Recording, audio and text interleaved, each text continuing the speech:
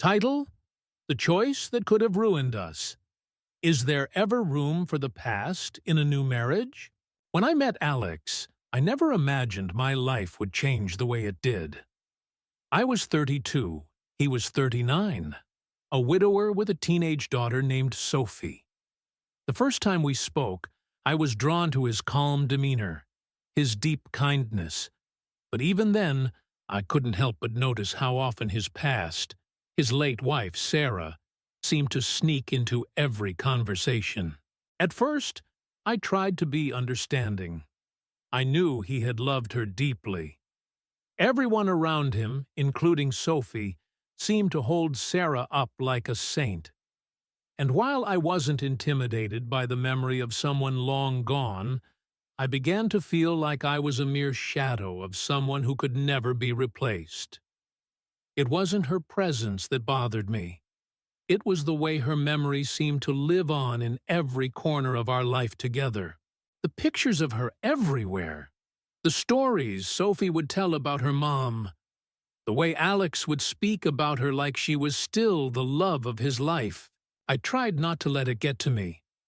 But the truth was, I started to feel invisible. I loved Alex, but I didn't know where I fit into this family. It was like I was always going to be the new wife, never quite measuring up to Sarah's memory. In my quieter moments, I wondered if Alex even realized that he was still living with one foot in the past. But I never said it out loud, until the day I stumbled across something that changed everything. We had just moved into a new house together. It should have been an exciting time, but with boxes piled high and wedding plans in chaos, it felt like we were drowning. Then, while going through the attic, I found an old box of Sarah's things. Pictures, letters, mementos. It was overwhelming. I knew Alex hadn't looked through them in years, but Sophie had been keeping them, and I could see why.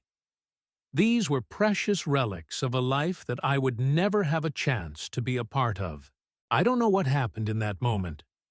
Maybe it was the stress of the move, the pressure of the wedding, or maybe it was the years of quietly battling my insecurities. But something inside me snapped. I took those pictures, all of them, and I threw them away. I even deleted the digital photos stored on Alex's computer. I convinced myself that I was doing it for us, that our life together deserved to take center stage. I was creating space for us. That's what I told myself. But deep down, I knew I was doing something wrong. Life went on. The wedding came and went without a word about the missing photos. And for a while, I convinced myself that Alex had simply moved on. But I should have known better.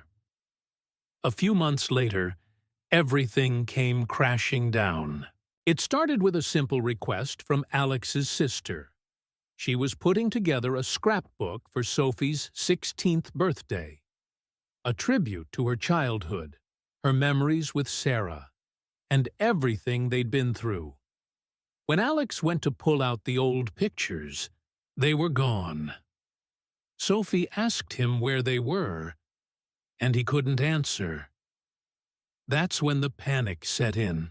Alex confronted me, his face pale, his eyes filled with confusion. "Where are the pictures?" he asked. I froze. I knew that moment had arrived, the moment I could no longer hide from the truth. I told him everything. The guilt hit me like a ton of bricks as I saw the devastation on his face. He didn't shout or yell. He just stood there, silent, as the life seemed to drain from him.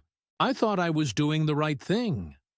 I thought that by getting rid of those old photos, I was carving out a space for me, for us, to build new memories. But in that moment, I realized I had erased a part of him that was irreplaceable. His connection to Sarah, to Sophie's mother, was more than I had ever understood. I had torn that away, thinking it was a relic of the past that shouldn't have a place in our future. The days that followed were a blur of silence and tears. Alex couldn't look at me the same way. He wouldn't sleep in our bed. Every time he spoke, it was like I could feel the weight of his hurt hanging in the air. Sophie barely spoke to me, her anger and disappointment clear in her eyes. I tried to make amends, to find other photos, to patch things together. But it wasn't enough. I couldn't undo what I had done. And now, as I sit here, 8 weeks pregnant, I'm consumed by fear. I know I've made a mistake, but can I fix this? Alex refuses to go to counseling. He's too hurt, too angry. I keep asking myself why I did it. Why I couldn't just let go of my insecurities and let Alex keep his memories. But the damage is done, and I'm left holding the pieces of a marriage I fear may never be whole again. What do you think? Was the stepmother wrong to erase her husband's past? Or was she justified in wanting to build her own life? Can there ever truly be room for both the past and the future in a relationship? Let me know your thoughts in the comments. This is a tough one, and I want to hear from you.